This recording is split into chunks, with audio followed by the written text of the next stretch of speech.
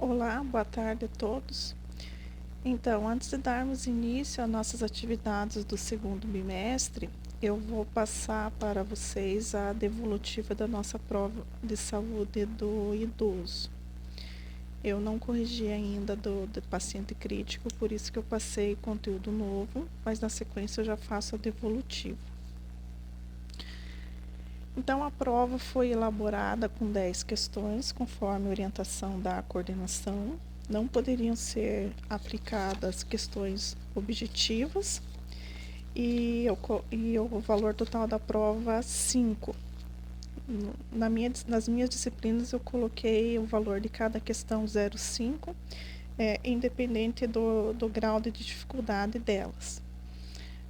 Também já passei para vocês as respostas, a rúbrica, mas é bom fazer aqui alguns comentários.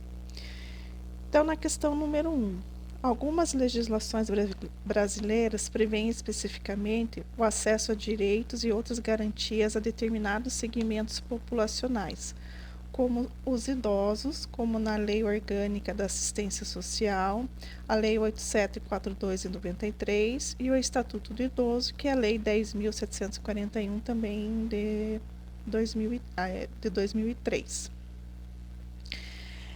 Então, eu coloquei para vocês observarem as 3 figurinhas ali, observe as charges acima, com base nas discussões realizadas em sala de aula sobre os direitos legais do idoso. Analise e elabore um texto de sua autoria, discutindo as possíveis contradições entre a legislação e a política pública relacionada ao idoso e a realidade do brasileiro idoso. Então, eu coloquei aqui para vocês um valor mínimo e máximo de palavras. Na verdade, eu acabei nem contando, é só para que o texto, vocês entendessem que o texto não era ser nem muito curto, nem muito extenso. Como eu coloquei para vocês, essa questão ela é bem subjetiva. Todos os alunos tiraram 0,5. Então, com essa questão, não se preocupe. Nós abordamos essa parte do direito dos idosos na aula número 4.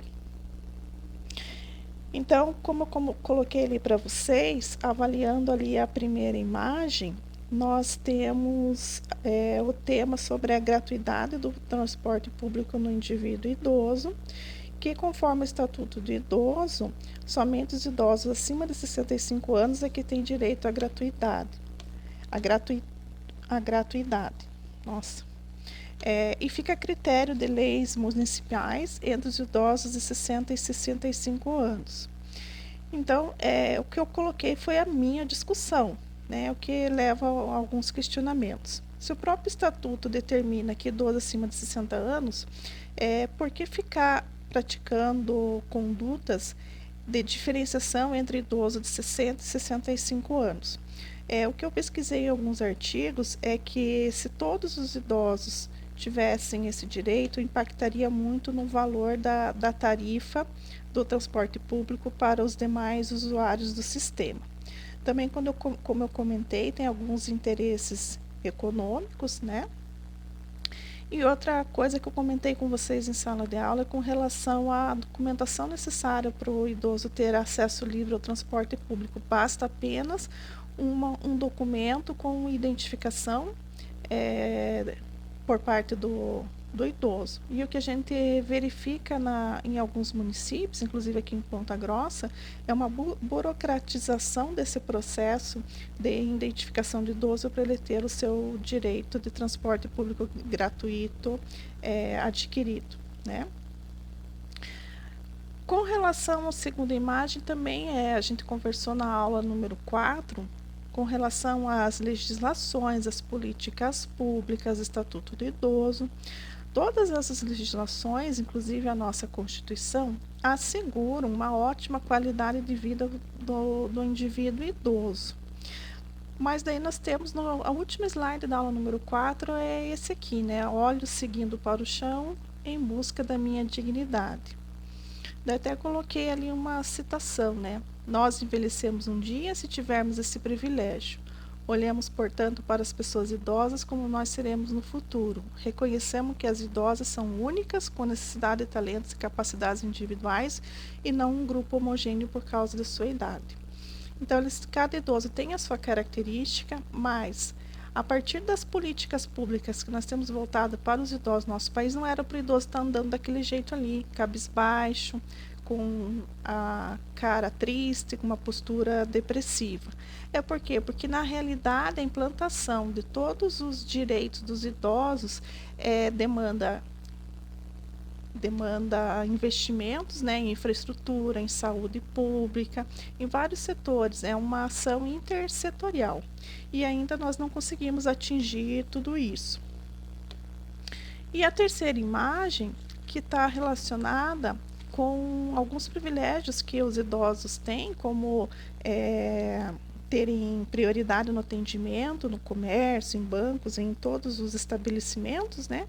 Que isso pode até causar, um futuro próximo, até transtorno para o próprio idoso, né? A gente tem, então, essa reflexão do direito do idoso ao atendimento primário. Eu coloquei lá no gabarito, né, que ele vem lá da Lei 10.048 e também no Estatuto do Idoso, que os portadores de deficiência, os idosos com igual ou superior a 60 anos, gestantes, latentes e pessoas acompanhadas por criança de colo terão atendimento prioritário. Então, o que a gente verifica hoje, já que muitos atendimentos prioritários, eles demoram mais tempo para serem atendidos do que o atendimento normal. Então, também é um questionamento aí com relação às nossas políticas públicas. Então, eu considerei todos os outros argumentos apresentados por vocês. Questão número 2, também valor 0,5. Com base nas suas leituras sobre o tema e discussão realizada em sala de aula, elabore um texto de sua autoria destacando os fatores que levam à feminização da velhice e justifique a afirmativa: viver mais pode não ser sinônimo de viver melhor. Também ali um texto, coloquei o mínimo e o máximo, e no começo da questão eu fiz uma contextualização sobre o que é o processo de feminização. Então, de acordo com os dados, né, o número de mulheres idosas acima de 60 anos é maior que o dos homens. Isso é a feminização da velhice. Tem alunos que colocou outros conceitos de feminismo que não se encaixa aqui. Então, com relação à rúbrica, você deveria apresentar no mínimo 3 fatores que promovem a feminização do processo de envelhecimento, sendo consideradas 0,1 ponto cada. E se você justificou a frase viver mais não significa viver melhor, você ganhou 0,2 pontos. Essa questão abordava o conteúdo da aula número 3. Então, o que nós trazemos nos slides da aula número 3? A feminização do envelhecimento, que é uma tendência mundial. A taxa de mortalidade feminina é menor. É um fenômeno urbano, porque a nível rural nós temos mais homens. Então, nós temos essa diferenciação. Por que os homens morrem mais? Ou por que as mulheres vivem mais? Então, são vários fatores. Colocassem 3, tá bom. Os homens, eles não buscam tanto atendimento de saúde, não se preocupam muito em processos de prevenção de doenças, eles estão mais suscetíveis a doença cardiovascular, porque as mulheres têm os fatores hormonais que as protegem, eles estão mais suscetíveis a agravos externos, como homicídios, acidentes de trânsito, acidentes de trabalho. Bastante incidência de câncer de pulmão e próstata, e eles não fazem prevenção. Então, a mulher vive mais, declínio da mortalidade materna perinatal, declínio da mortalidade por câncer de colo de útero, proteção hormonal das doenças cardiovasculares. Porém, viver mais não significa viver melhor. Elas são mais suscetíveis à prevalência de demências, depressão e dependência funcional. Também, deixa eu ver se eu pus aqui. As mulheres acumulam no decorrer da vida desvantagens como violência, discriminação, salários inferiores ao dos homens, dupla jornada de trabalho, baixa escolaridade, solidão pela viuvez, além de apresentarem maior probabilidade de serem mais pobres do que os homens, dependendo assim de mais recursos externos. Então, era só colocar uma justificativa que você tenha encontrado com relação a essa frase. Beleza? A questão número 3 é uma questão relacionada ao Estatuto do Idoso. Então, eu trago aqui o Estatuto do Idoso, algumas características com relação à prevenção e manutenção de saúde do idoso. Então, ele fala ali no número 2 da lei, né, no inciso 2, que o idoso tem direito a atendimento geriátrico e gerontológico. Daí eu pedi para vocês diferenciarem geriatria de gerontologia. Essa diferenciação eu expus para vocês na aula número 1. É primordial você ter colocado que a geriatria é a área médica e gerontologia é dos demais profissionais. Então, é uma abordagem do envelhecimento de uma forma geral, uma forma ampla. Então, o médico é geriatra, o enfermeiro é gerontólogo, dentista gerontólogo, psicólogo gerontólogo, né? Então, a gerontologia engloba a geriatria e mais outras áreas.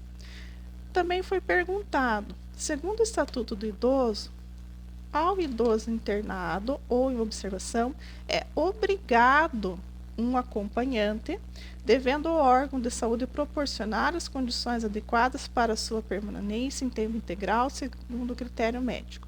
Essa afirmativa está correta? Não, essa afirmativa não está correta, porque segundo de acordo com o Estatuto do Idoso, o idoso tem direito a acompanhante. Então, não é obrigatório ele ter um acompanhante. Então, até coloquei para vocês aqui. Então, se você respondeu incorreta 01 e se justificou com que, conforme a legislação, o idoso apenas tem direito, ganhou mais 02. Tem gente que colocou correta, mas daí justificou. Eu acabei aceitando. Mas não é correto, não é obrigatoriedade, não é obrigação. É apenas um direito. A questão número 4. A questão número 4 nos traz as figuras que a gente chama de pirâmide da estrutura etária da população brasileira em diferentes momentos históricos, até a década de 80, 2010 e 2050. Então, com base na evolução da pirâmide etária no Brasil, nos anos da década de 80, 2010 e 2050, e nos conhecimentos sobre a dinâmica populacional, elabore um parágrafo de sua autoria explicando as mudanças de formato dessas pirâmides ao longo desses anos. Então, esse aqui é relacionado, então, à transição demográfica. O que é a transição demográfica? É o termo que designa o conjunto de modificações do tamanho e estrutura etária da população, que frequentemente acompanha a evolução socioeconômica e de diversos países. Essa transição demográfica, ela está, eu não coloquei aqui, mas acho que ela está na aula 3, né? Então, ela tem fases. Até a década de 80, aqui na pirâmide, o que a gente tem? Tem uma elevada taxa de natalidade, elevada taxa de fecundidade e elevada taxa de mortalidade. Então, tem bastante fecundidade, nasce bastante e morre bastante. Então, as pessoas não têm condições de chegar à fase acima de 60 anos, por isso que é estreita lá na ponta. Elas têm muitos fatores externos, doenças infecto-contagiosas que fazem com que a população viva pouco. Lembra lá que a gente tinha uma expectativa de vida muito baixa, 45 anos, certo? A partir de certas mudanças, tecnologias, antibióticos, vacinas, houve, então, mais controle das doenças infecto-contagiosas. Também houve mudanças com condições sociais, diminuiu com anticoncepcional, diminuiu a taxa de fecundidade e natalidade, mas também diminuiu muito, principalmente, a mortalidade. Então, aqui nós temos as pessoas com ainda já diminuiu, mas com ainda alta taxa de natalidade, as pessoas não estão morrendo por doenças infecto-contagiosas, porque isso foi conseguido fazer um certo controle. Então, aumenta a população começa a envelhecer, começa a conseguir chegar acima dos 60 anos. E para 2050, o que a gente começa a observar? Queda de fecundidade vai repercutir na queda de natalidade, e as pessoas vão nascendo menos e vão vivendo melhor devido às condições. E nós temos o envelhecimento da população. Então, nós temos esse gráfico também. Então, inicialmente, lá até a década de 80, aqui, nós temos mortalidade alta, fecundidade alta, proporção de idosos baixos. De 80, que é o que a pirâmide propõe, até 2010, o que vem aqui? Começa a subir. O que aconteceu? Mortalidade baixa, queda da fecundidade e aumento discreto no idoso. De 80 para frente, a curva sobe rapidamente. Ela é super inclinada, porque nós temos baixa taxa de mortalidade, fecundidade baixa e aumento expressivo da expectativa de vida e de número dos idosos. Então, se você colocou que até a década de 80 temos elevada natalidade, fecundidade e alta mortalidade, 0,2. Que até 2010 tivemos queda da mortalidade, aumento populacional, queda de fecundidade, 0,2. E 2050, mais queda de fecundidade e envelhecimento populacional, 0,1. Isso aqui é bom lembrar, gente. O principal fator que leva ao envelhecimento da população é a redução da fecundidade. Por que eu estou colocando isso? Eu não descontei, mas muitos alunos colocaram que o aumento da expectativa de vida se dá pela melhoria de condição, de mais acesso à saúde. Tudo isso ajudou, mas precisa nascer menos, certo? É isso que determina o ponto principal.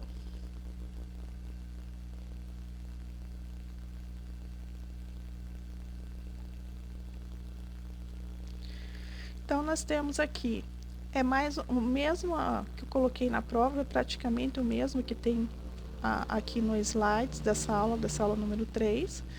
Então, até 80, o Brasil era jovem, com a base da pirâmide larga, com maior número de pessoas que as demais faixas da pirâmide, pessoas jovens. A transição que ocorre nos anos seguintes, 35 anos, até 2010, 2015, onde a maior faixa é adulta, devido ao aumento da expectativa de vida, infraestrutura, do aumento do desenvolvimento econômico. E depois, para 2016, a projeção é redução de fecundidade e natalidade e maior expectativa de vida. Certo? Agora vamos para a questão número 5. A velhice é constituída paulatinamente para o que concorrem variáveis biológicas e sociais, e muitos foram os autores que se preocuparam em explicar a sua contribuição. Enquanto alguns estudos dedicaram ao entendimento do declínio das funções biológicas, outros debruçam-se sobre os padrões de comportamento adotados pela pessoa idosa. Apesar de haver muitas dúvidas sobre a qual real influência das causas por elas apresentadas, escolha uma teoria do processo de envelhecimento, apresente como base seus postulados e defenda sobre o seu ponto de vista, porque essa teoria representa ser a que melhor explica o processo de envelhecimento. Então, primeiro, gente, é lembrar que não tem nenhuma teoria que explique 100% o processo de envelhecimento. Todas elas são importantes e são complementares, certo? Então, aqui cada um deveria saber sobre as teorias do processo de envelhecimento e, dentre elas, escolher, apontar uma que melhor apresentasse sob o seu ponto de vista, o que ela traz com as suas características, para tentar convencer o leitor, no caso a mim, né, que essa é uma das melhores teorias. Então, você escolheu uma teoria e apresentou as características da teoria, 0,3. E depois você argumentou de forma consistente a sua teoria escolhida. Por que para você ela parece uma que explica muito bem as características do envelhecimento? Então, eu trabalhei com vocês as teorias biológicas. Nós temos 2 grupos de teorias biológicas. Isso aqui está lá na aula 5. temos a teoria programado-genética e a teoria estocástica. Então, só para fazer algumas colocações, tem aluno que colocou assim, eu escolho a teoria estocástica. Tá, mas qual delas? Olha quantas tem. Elas se subdividem em molecular, celular e sistêmica, daí tem a teoria do erro catastrófico, mutação, glicosilação, estresse oxidativo e assim por diante. Ou tem alunos que colocaram assim, teoria programada genética. Tá, qual? Acúmulo de mutação, pleiotropia antagônica ou soma descartável? Então, isso que faltou, certo? Tem alguns alunos que colocaram essa teoria aqui. Essa teoria seria a pior para você escolher. Ela é a menos indicada. Leia nos artigos, assistam às aulas. Dá a impressão que o aluno pegou a primeira teoria na sequência e colocou essa. Então, essa teoria está certa. Acreditava-se que o corpo também se deteriorava com o tempo, desgastando-se progressivamente até colapsar e falecer. Compara-se com o nosso organismo com objetos inanimados, ali como uma bota. Ele está fazendo a comparação. Então, uso e desgaste. Só que nós somos seres vivos, nós temos capacidade de replicação celular, nós temos capacidade de cicatrização, regeneração, substituição de tecido mais velho por tecido mais novo, e os seres inanimados não têm. Então, uma bota vai se desgastando e ela não tem mecanismos internos de autorrecuperação. E nós temos. Beleza? Então, essa é a pior teoria que você poderia ter escolhido. Para exemplificar, eu coloquei no gabarito de vocês, eu escolhi a teoria das mutações somáticas, poderia ter escolhido outra. Então, foi uma das primeiras a explicar do ponto de vista molecular. Ela se baseia, então, em estudos de observação das radiações, da ação de radiação sobre o DNA, e foi observado em experimentos com animais que os animais que recebiam radiações ionizantes apresentavam expectativa de vida reduzida. Então, isso me convence que ela é uma boa teoria para explicar o envelhecimento. O envelhecimento seria causado pelo acúmulo de mutações após longas exposições ao níveis de radiação natural e de outros agentes ambientais estressantes, como os radicais livres. Então, eu escolhi essa teoria pelo pressuposto de que sucessivas alterações que ocorrem nas células do nosso corpo ao transcorrer dos anos vão produzindo mutações que fazem com que as células percam essa capacidade de cumprir adequadamente suas funções biológicas. E isso vai causando um declínio progressivo nos órgãos e tecidos com a instalação do processo de envelhecimento. Então, eu escolhi essa teoria e estou explicando para vocês, né? Então, aqui atrás, está lá na aula número 5, né, com relação às teorias. Continuando, então vamos para questão número 6. Questão número 6 é o conceito de transição epidemiológica. A transição epidemiológica é um termo que foi criado há mais de 30 anos pelo esse epidemiologista ali, e se refere a modificações dos padrões de morbidade, invalidez e morte que se caracterizam uma população que ocorre em conjunto com outras transformações demográficas e sociais. Gente, tem duas transições. Transição demográfica, que é as pirâmides das faixas etárias, é a mudança de uma população jovem para uma população idosa, e tem a transição epidemiológica. Para que vocês não confundissem esses dois termos, eu coloquei aqui no contexto da questão o que é transição epidemiológica.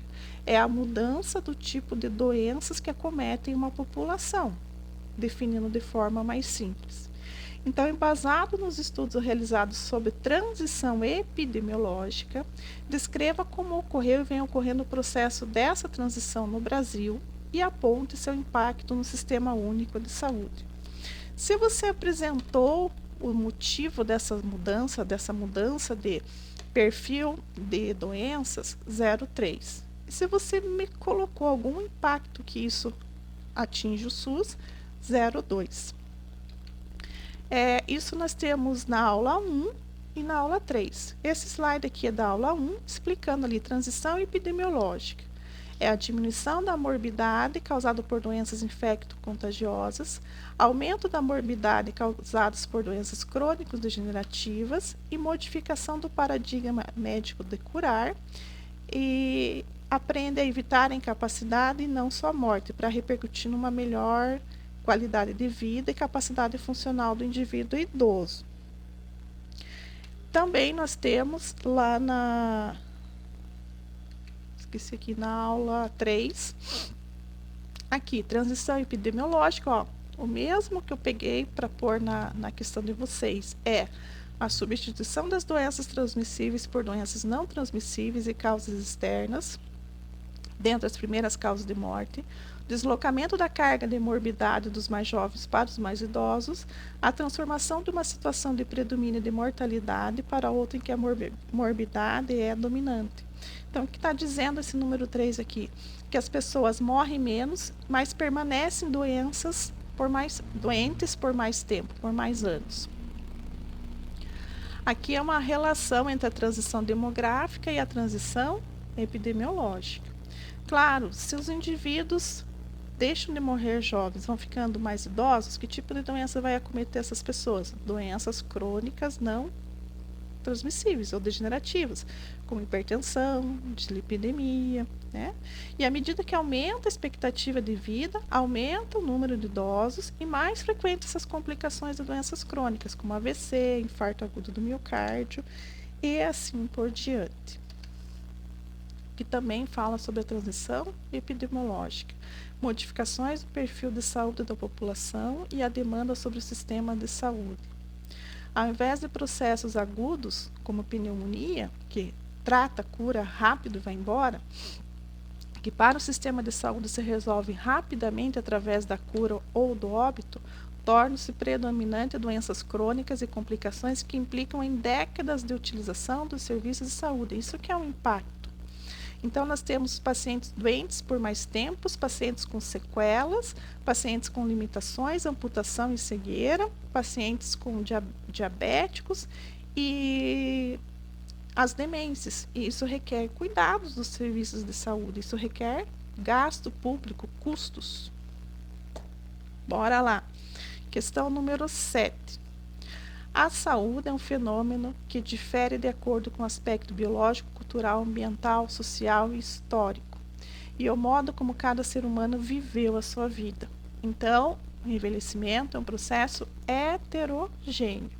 O conceito adotado pela OMS como bem-estar físico, mental e social do indivíduo não é adequado para descrever saúde nos idosos, já que a ausência de doenças é privilégio de poucos idosos e o completo bem-estar pode ser atingido por muitos, independente da presença de doença ou não.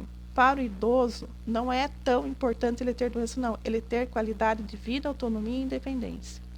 Atualmente, no Brasil, o Ministério da Saúde criou a Política Nacional de Saúde da Pessoa Idosa, que tem por objetivo, no âmbito do SUS, garantir atenção integral à saúde da população idosa, enfatizando o envelhecimento saudável e ativo, tendo em vista o paradigma da capacidade funcional.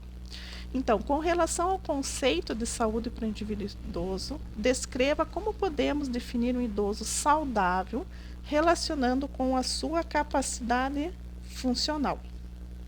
Então, rúbrica, definiu o que é saúde para o idoso, definiu autonomia e independência porque está relacionado com a capacidade funcional e descreveu o que é capacidade funcional.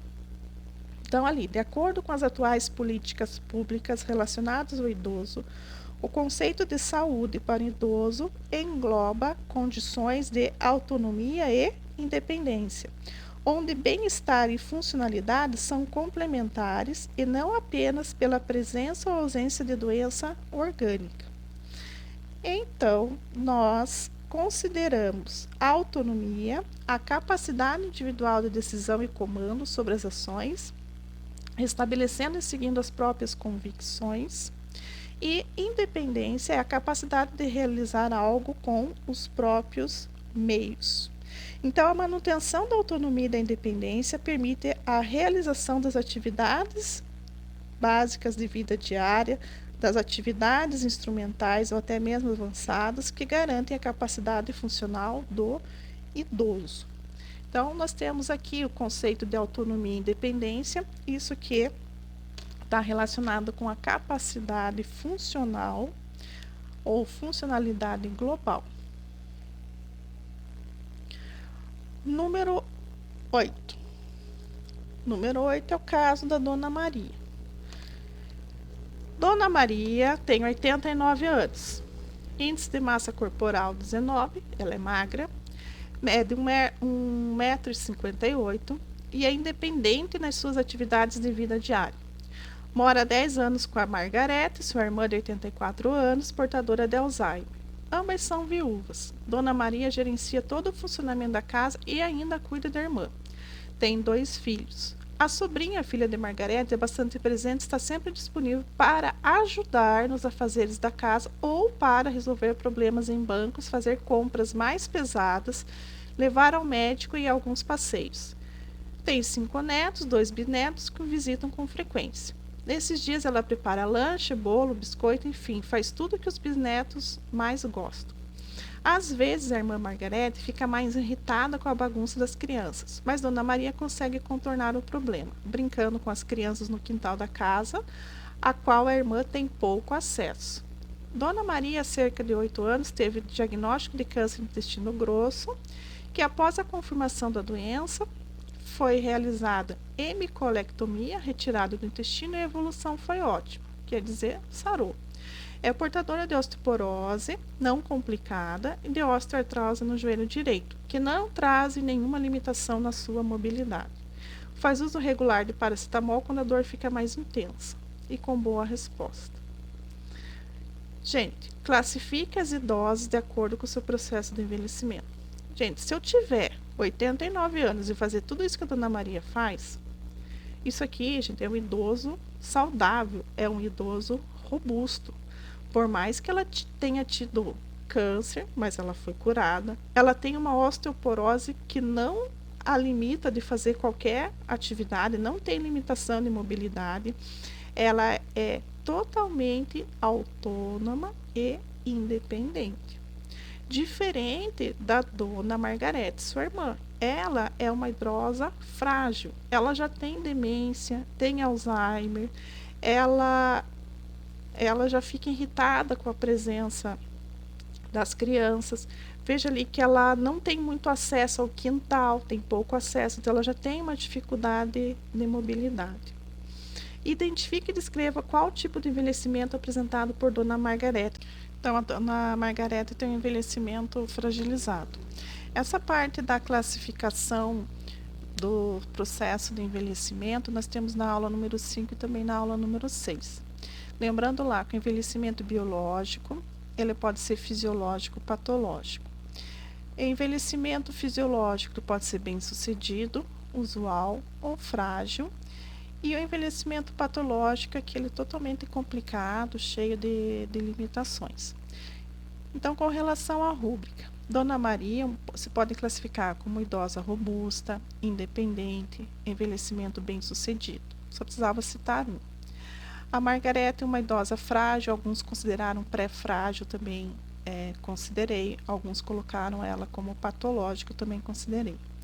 Então, identificou-se o envelhecimento fragilizado e se você descrever o tipo de envelhecimento. Se você escolher colocar que é um envelhecimento patológico, explicar o que é um envelhecimento patológico.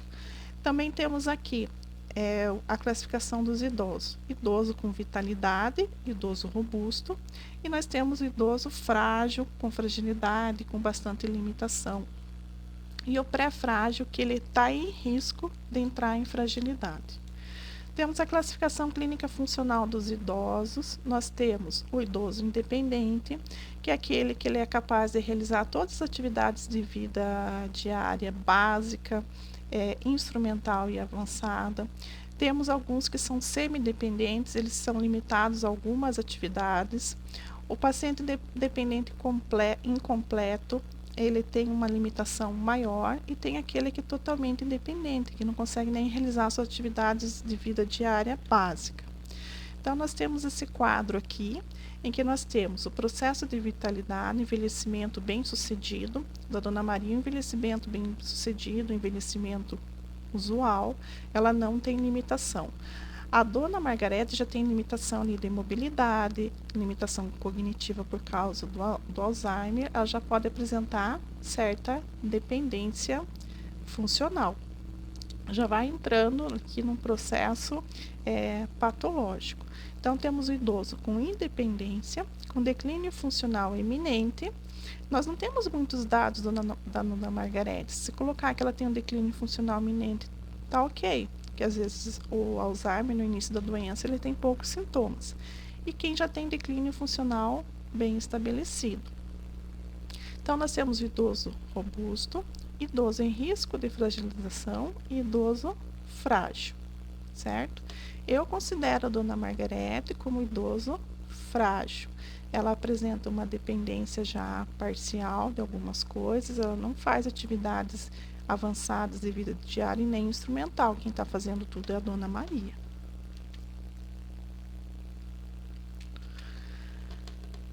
Número 9. O foco da saúde do indivíduo idoso está estritamente relacionado à funcionalidade global do indivíduo, definida como a sua capacidade de gerir a própria vida ou cuidar de si mesmo. A pessoa é considerada saudável quando é capaz de realizar suas atividades sozinha de forma plena, mesmo que seja muito idosa ou portadora de doenças. A perda da independência e da autonomia é causada pelas principais síndromes associadas ao envelhecimento, conhecidas como as grandes síndromes geriátricas ou gigantes da geriatria. Com base no conteúdo abordado, elabore um modelo de avaliação multidimensional do idoso e cite os 7 Is da geriatria e elabore uma breve explicação sobre a insuficiência familiar. Então, se você citou os 7 Gs, os 7 Is, né, da geriatria, é 03. Tem gente que citou 5. Quem explicou que é insuficiência familiar? 02. Esse também é conteúdo da aula número 5. Então, a capacidade de funcionalidade do idoso depende da sua capacidade de realizar suas atividades de vida diária, básica, instrumental e avançadas, e isso vai manter o indivíduo autônomo e independente. Ele pode ter autonomia, mas não ter independência. Ele pode ter dependência, mas não ter autonomia. Porque a autonomia depende da cognição, do humor e comportamento, e a independência depende da mobilidade e da comunicação. Então, quando nós temos as iatrogenias da geriatria, nós temos incapacidade cognitiva, instabilidade postural, incontinência esfincteriana, incapacidade comunicativa, imobilidade, iatrogenia e insuficiência familiar. O que é insuficiência familiar? É quando a família perde a capacidade de conseguir cuidar de forma adequada do seu idoso, ou por falta de condições econômicas, condições culturais, enfim, não confundir com negligência ou abandono. Muitos alunos colocaram que a fragilidade sociofamiliar é a negligência que a família de forma intencional abandona. Não, não é isso. É quando a família quer cuidar do idoso, mas não tem uma casa adequada, não tem recursos adequados para mantê-lo com segurança e dignidade. E por fim, a última questão. A paciente de 86 anos, viúva, tem 2 filhas, é portadora de hipertensão arterial e diabetes. Apresentou AVC encefálico há 3 anos, com hemiparesia no lado direito, de mídia a lado. Após o evento, tornou-se dependente para a maioria de suas atividades básicas de vida diária. Ela não deambula, está em uso de fraldas por incontinência urinária e preservando continência fecal. Então, ela está usando fralda por causa do xixi. As filhas assumiram os cuidados da mãe nos primeiros meses, mas em seguida optaram por contratar 2 cuidadoras, uma para o turno noturno e outra para o dia. Em consulta com a enfermeira da unidade básica na visita domiciliar, a idosa queixa-se de sede e apresenta dosagem sérica de sódio elevada. É um exame que comprova que a quantidade o balanço hídrico não está correto, está faltando água. Quando questionado sobre a ingesta líquida, a paciente conta que sempre pede água às cuidadoras, mas elas recusam a oferta hídrica porque depois ela urina muito e fica difícil trocar as fraldas muitas vezes ao dia. Então, com base nos estudos realizados sobre a saúde do idoso, respondam. Então, aqui para diferenciar as atividades básicas diárias de vida das atividades instrumentais. Então, as atividades básicas são aquelas atividades do próprio cuidado com o corpo, com si mesmo, capacidade de tomar banho, escovar os dentes, alimentar-se, transferir-se do leito, deitar na cama, levantar da cama. As atividades instrumentais são aquelas atividades relacionadas com o cuidado da casa. Cozinhar, lavar roupa, lavar calçada, passar roupa, tirar o pó, enfim, para manter o ambiente adequado. E as atividades avançadas são aquelas atividades em que o indivíduo vai ter que recrutar, vamos dizer assim, ações mais complexas, como sair, viajar sozinho, ir para um local longe do seu domicílio. Então, isso demanda condições melhores do idoso. Normalmente, o idoso vai declinando, vai perdendo a capacidade das atividades avançadas, depois das instrumentais e, por último, as atividades básicas. Então, as atividades básicas diárias, tomar banho, levantar do leito, vestir-se sem ajuda de ninguém, controle de esfíncter, conseguir ir no banheiro sozinho, se alimentar sozinho. Atividades instrumentais, cozinhar, pagar conta, lavar roupa, telefonar, o uso do telefone, pegar um ônibus, né? E as avançadas é quando você vai viajar, vai fazer algo mais distante do seu domicílio. Então, aqui com relação à rúbrica, diferenciou as atividades básicas das atividades instrumentais 02, identificou o tipo de violência 02 e apontou a conduta. Então, na letra B, nós temos: identifique se a idosa está sofrendo algum tipo de violência. Sim, ela está sofrendo. E aponte qual conduta deve ser tomada pela enfermeira. Ela identifique, ela está sofrendo violência. De acordo com aquele vídeo que eu passei para vocês na aula de violência do idoso, ela está sofrendo negligência, violência doméstica, né? Então, eu coloquei aqui no gabarito: definindo-se violência conforme a Organização Mundial da Saúde, um ato único ou repetido, ou falta de ação apropriada, ocorrendo em qualquer relacionamento que exista entre uma expectativa de confiança que cause danos ou sofrimento a uma pessoa idosa. Ela está sofrendo violência por falta de uma ação apropriada em deixar a idosa com sede. Trata-se de uma violência física e negligência e violência doméstica, que deve ser informada e denunciada aos órgãos competentes. Daí eu coloquei algumas formas de fazer denúncia, disse que o 0100, que é o mais fácil, né? Também pode fazer denúncia pelo site do governo, 100.gov.br. Pode entrar em contato com o Centro de Referência de Assistência Social do município, que é o CRAS, Delegacia do Idoso, caso houver. Ou simplesmente demitir por justa causa as cuidadoras. Então, gente, aqui é isso. Eu acho bastante interessante estar passando para vocês a discussão das questões, porque a disciplina do saúde do idoso, ela é uma continuidade. Nós vamos precisar desses conhecimentos iniciais básicos, vão ser bastante importantes, principalmente na continuidade da avaliação multidimensional do idoso. Alguma dúvida? Se tiverem alguma dúvida, estou à disposição. Obrigada.